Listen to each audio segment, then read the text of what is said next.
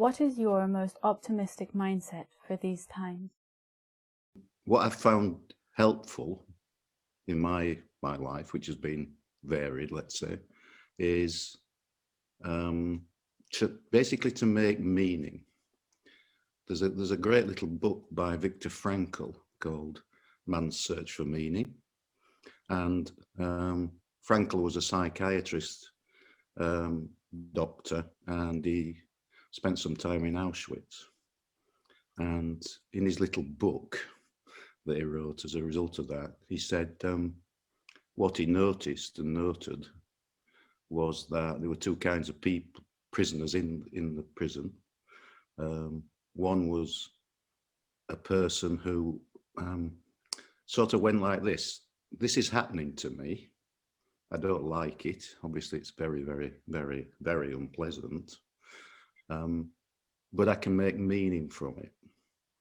In other words, this is happening for a reason, and I need to sort of work with that reason, or try and work out that reason, and learn from it. So there's something about me learning from both good and bad events in the world that happen to me. And life is good and bad. It's a roller coaster. And then what Frankl then worked out was that the people who survived, or more likely to survive, were the ones who made meaning. And the ones who didn't make meaning were the ones who died. So in other words, it gave them some sense of purpose. So if you go, well, anything in your life really, and I've been doing this a long time, you know, what does this mean? Say take coronavirus as an example.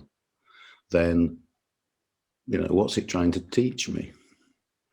What meaning can I make from it? What can I learn from it? And the more I can do that, the more I can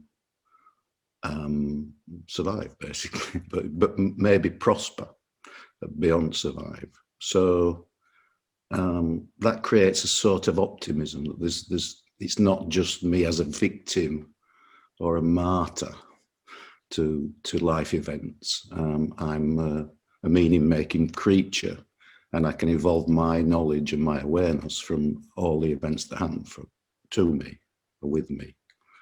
In a weird way, then the virus, it doesn't become an enemy, it becomes more a teacher. And from there we can, you know, work with it sort of to take the learning. And once we've got the learning, it'll go away. And that works for both the individual and the collective. So governments need to do this. Politicians need to do this. Philosophers need to do this. And then individuals need to do this, because it has different meanings for different people. It's a fractal. It's not a fractal. It's different for every person, but potentially anyway, the learning that they need to make. What have you done to realize your life vision?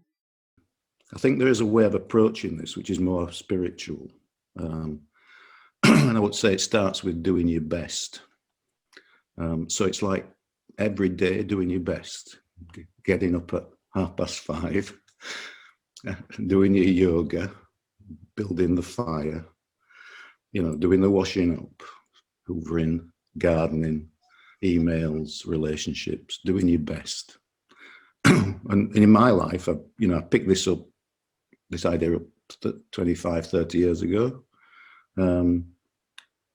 If you link that to when I link that, as I have, to that sense of being curious or wanting to explore, seeking really, I would say.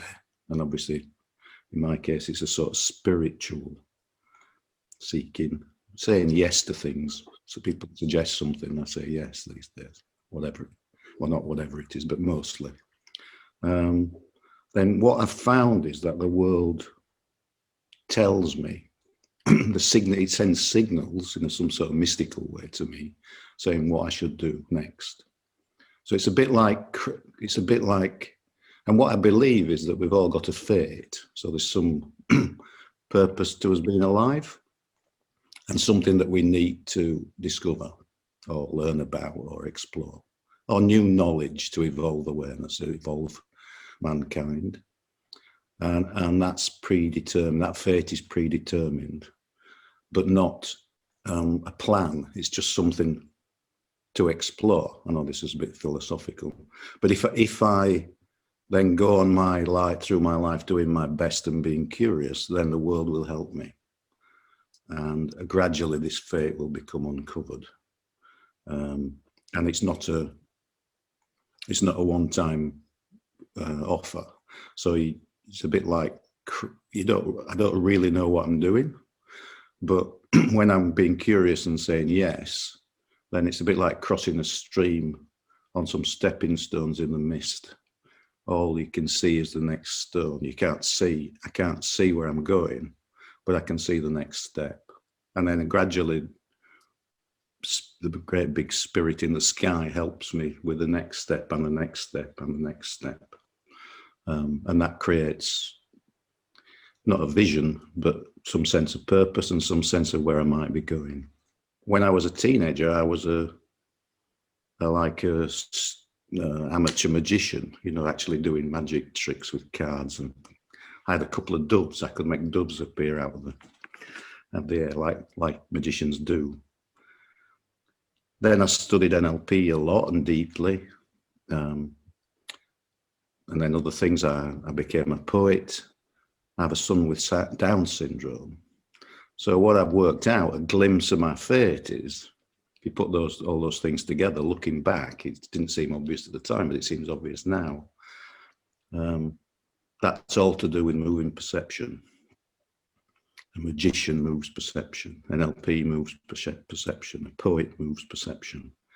And believe me, a Down syndrome boy moves perception. So there's a glimpse of my fate. It's something to do with moving perception. That's what I need to learn. That's what I need to explore. And that's what I have been exploring. But I haven't set it as a vision. I didn't know that as I was going across the stepping stones of street magician, NLP, poet, etc. There are other examples.